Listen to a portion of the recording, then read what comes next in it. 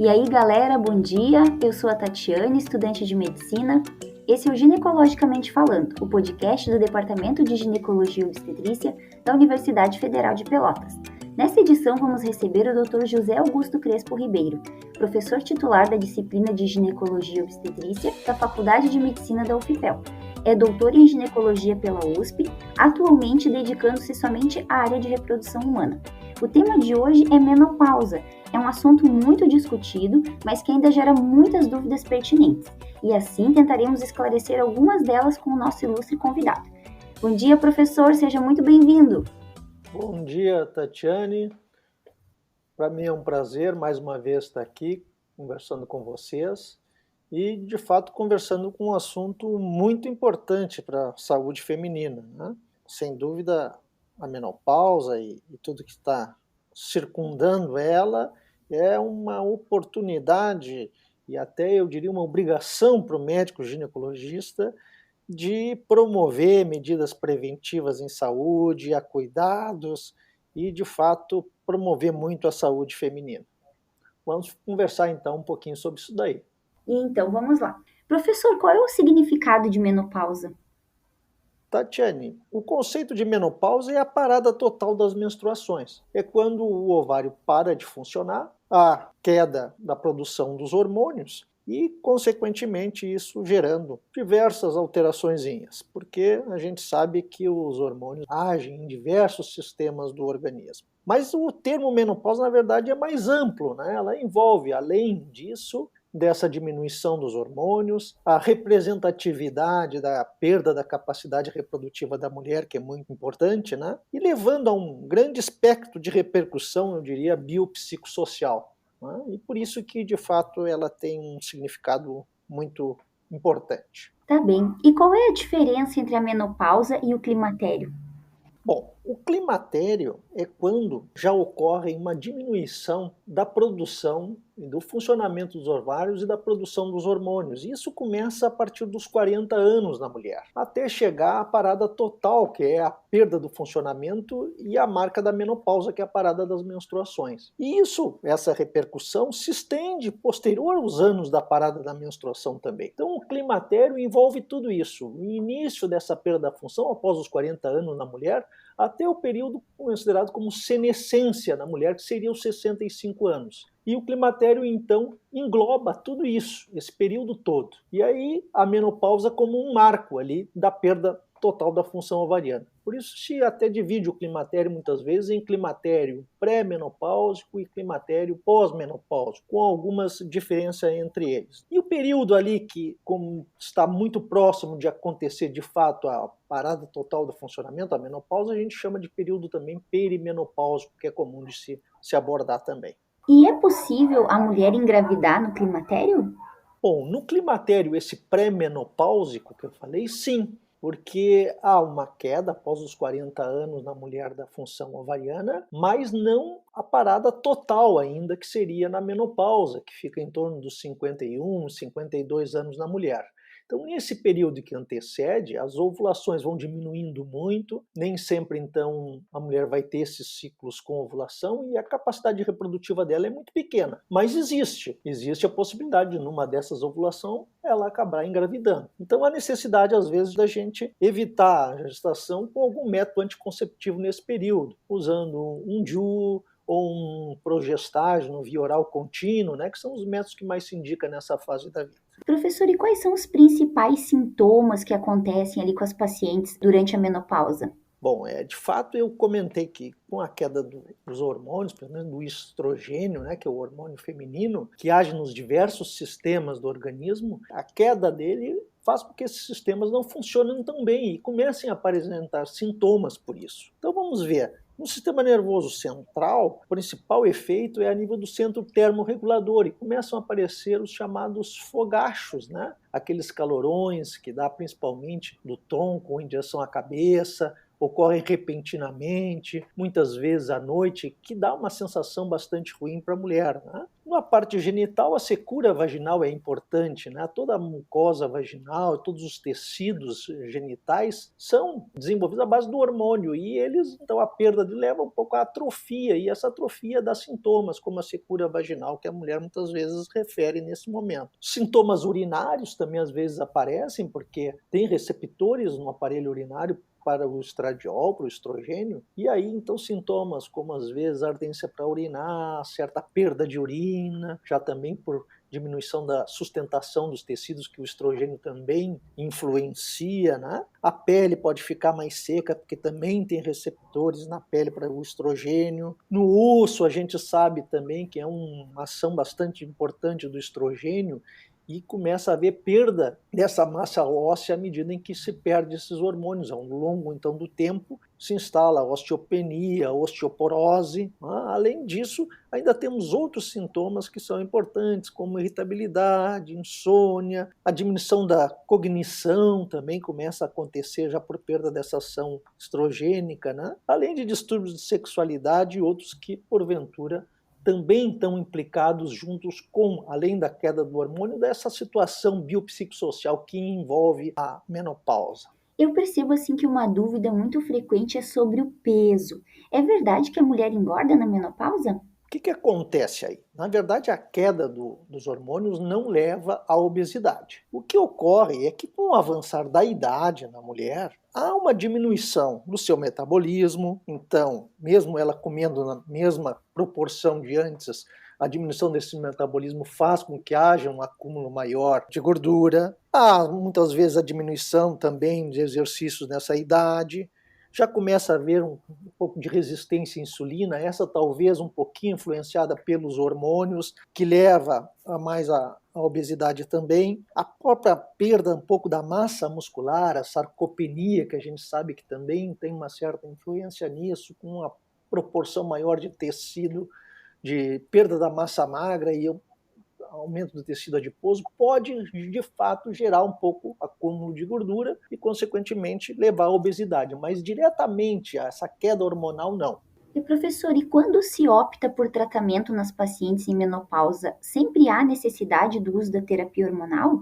Quando há na menopausa essa síndrome climatérica com esses sintomas importantes para ela, o importante é que sejam tratados, para que a mulher tenha um melhor aproveitamento do seu período de vida e tudo mais, sem esses sintomas incomodativos. Então, muitas vezes há necessidade de nós tratarmos isso. E o melhor tratamento ainda para isso é a terapia hormonal, que realmente cumpre esse papel de diminuição de todos esses efeitos pela queda do estrogênio nos diversos organismos. Quando nós, então, não podemos utilizar a terapia hormonal por eventuais riscos, por patologias que a mulher possa ter e outros riscos de que poderiam impedir o uso, pode-se utilizar outros tipos de tratamentos que são específicos para cada sintoma que ela venha apresentar. Então, com isso, a gente também melhora essa sintomatologia e esses sintomas específicos que ela vai ter. Mas também tem, por outro lado, aquelas mulheres que vão passar praticamente com esse período sem sintomas. Então, essas mulheres, se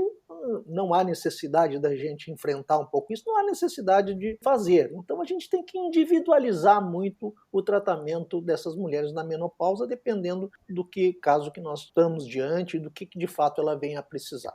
E quando são utilizados esses hormônios, professor, quando se opta em fazer o tratamento, é verdade que eles causam câncer? Olha só, o que mostraram os estudos? A terapia hormonal utilizada adequadamente, começando num período certo, né, que seria bem logo no início da menopausa, com os sintomas, e usando por algum período X. Hoje se sabe 5 anos com bastante segurança, provavelmente até 10 anos se tem a boa segurança também, praticamente não há aumento nenhum de nenhum tipo de câncer. Já quando se extrapola isso com, às vezes, dosagens maiores de hormônio, ou períodos muito longos, ou eventualmente com o tratamento iniciando muito tardio, poderia aumentar um pouquinho. Isso que foi visto em alguns estudos e que de fato, inicialmente amedrontou um pouco o uso do hormônio pelas mulheres. Mas esse aumento é muito pouco perto dos benefícios que a terapia hormonal possa dar. Mas esses cuidados se tem que ter para que mesmo esse aumento não exista, né? E isso é que a gente procura hoje ver e fazer a análise bem certa para instituir o tratamento adequado para cada mulher. Então isso eu estou falando com relação ao câncer de mama, que foi visto em estudos anteriores, principalmente aquelas que usaram muito mais tempo e utilizaram um determinado tipo de hormônio, um determinado tipo de estrogênio e de progesterona, teve esse pequeno aumento. Mas, como eu falei, hoje a gente comanda muito bem isso e esses riscos praticamente não existem. E em relação ao acompanhamento, quais os exames de rotina as pacientes devem fazer, tanto as que usam como as que não usam essa terapia hormonal?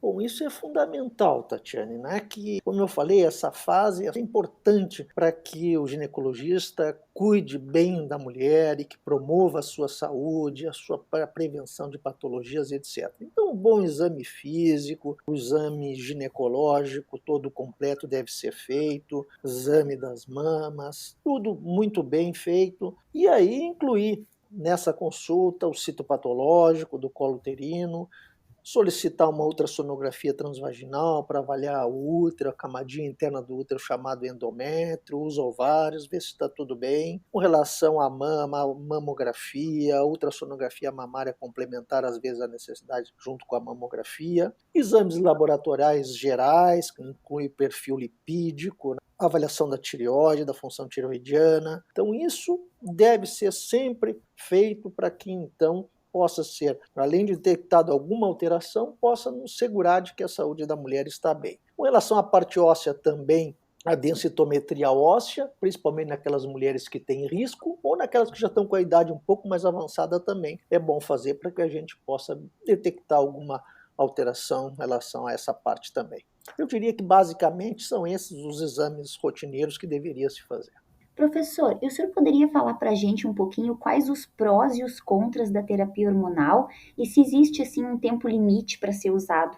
Olha, Tatiane, eu acho que a princípio a terapia hormonal só tem prós. Acredito que a gente, como eu falei antes, utilizando ela devidamente, iniciando no momento certo, utilizando para aquelas mulheres que realmente vão se beneficiar, a gente praticamente não vai ter efeito colateral importante ou risco maior. E geralmente se utiliza quando a mulher tem sintoma, logo que eles começam, e a gente utiliza, como eu comentei antes já, durante 5 anos com muita segurança, sem dar nenhum outro efeito maior sobre alguns acontecimentos, câncer e etc. E até hoje se acredita que talvez mais longamente, um período de 10 anos, isso não teria problema em utilizar em mulheres, logicamente, que não têm contraindicação do uso. Nós só vamos ter efeito contra quando nós utilizarmos de forma intempestiva naquelas mulheres que não devem estar usando hormônio. Por exemplo, mulheres com um risco importante cardiovascular, né, que tenham alguns problemas de saúde que impediriam o uso da terapia hormonal, estas sim não devem ser utilizadas. A gente,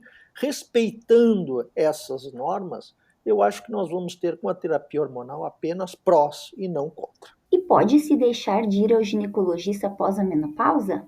Não, isso aí é mandatório. Essas revisões devem ser sempre feitas, pelo menos a cada 1 ano, naquelas que estão tomando o hormônio, até preferentemente a cada 6 meses, tendo esse controle adequado, qualquer alteração que venha eventualmente aparecer, a gente já vai detectar, e detectar a tempo de se manejar de forma adequada. Então isso deve ser respeitado, principalmente nessas mulheres que estão em tratamento, e naquelas que não estão, devem procurar manter a sua revisão ginecológica, porque é nessa fase também que começam a apresentar outras patologias, né?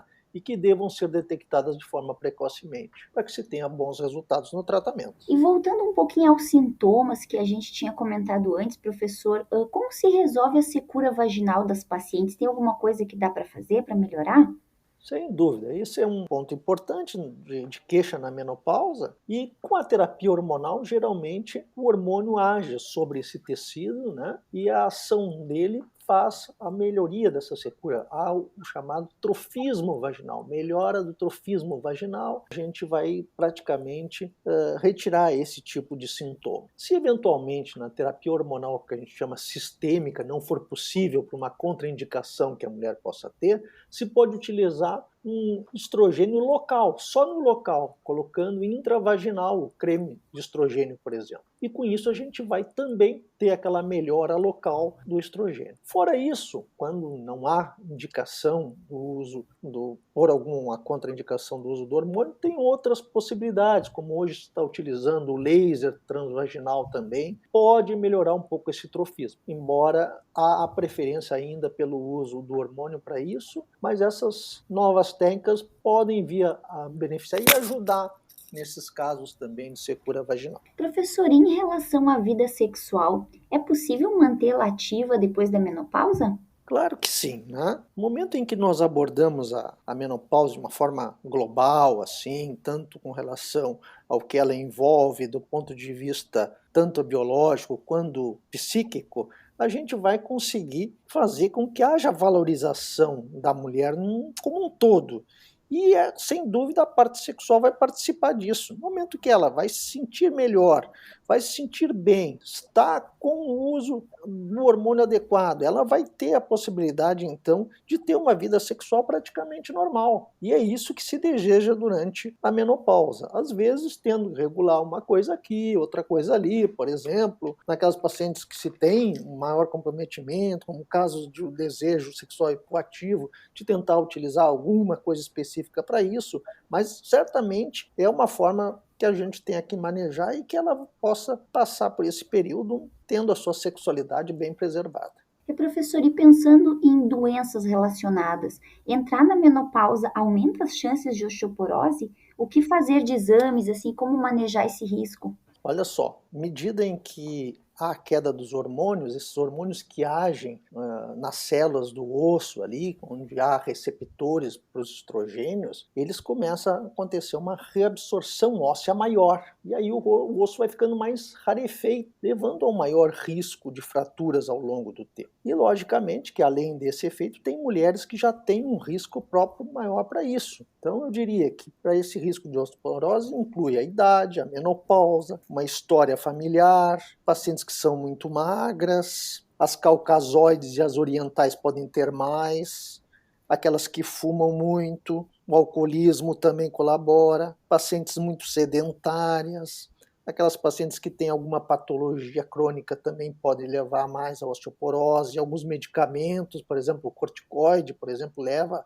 a essa rarefação óssea, a esse risco aumentado de fraturas. Então esses cuidados, principalmente com essas mulheres de fatores de risco, aumenta ainda mais nesse período. E aí, então, nós temos que tomar algumas atitudes, fazer a densitometria óssea para avaliar bem, né? Se é possível essas mulheres receberem a terapia hormonal, é importante porque vai prevenir isso, utilizar o cálcio, a vitamina D, promover o exercício físico, a dieta adequada dessas mulheres. E se assim não vier ter benefício, ainda utilizar outras medicações, que são medicações, por exemplo, que a gente chama de antirreabsortivos, que diminui essa reabsorção óssea, que são os bifosfonados ou o denosumab. Às vezes a gente tem que utilizar também dessas outras medicações para a gente manejar adequadamente essa área. Tá bem. E por fim, professor, o senhor gostaria de deixar dicas ou falar um pouquinho sobre as formas de se preparar para lidar com a menopausa de uma maneira mais tranquila?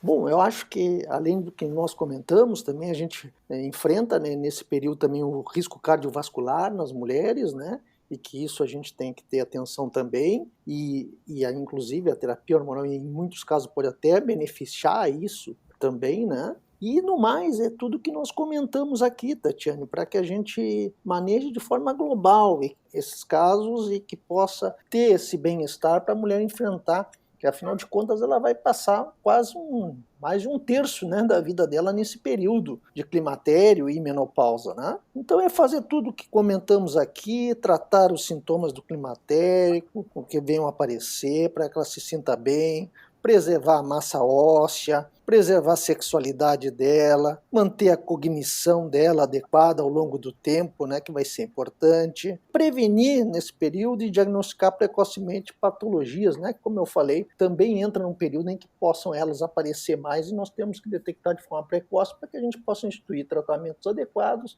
e boa qualidade de vida às nossas mulheres. Eu acho que era isso, Tatiane. Tá bem. E principalmente não deixar de ir no ginecologista, né, professor? Sem dúvida, esse período é um período de atenção, né? Tanto da parte das mulheres quanto do próprio ginecologista, para que as coisas andem bem e que se possa, de fato, promover bastante a saúde nesse período, né, Tatiana? Professor, eu queria agradecer a todos que nos acompanharam nessa conversa, especialmente ao senhor, que dedicou mais uma vez um pouquinho do seu tempo que é tão valioso com a gente. Muito obrigada mesmo. Obrigado, Tatiana, e um abraço a todos.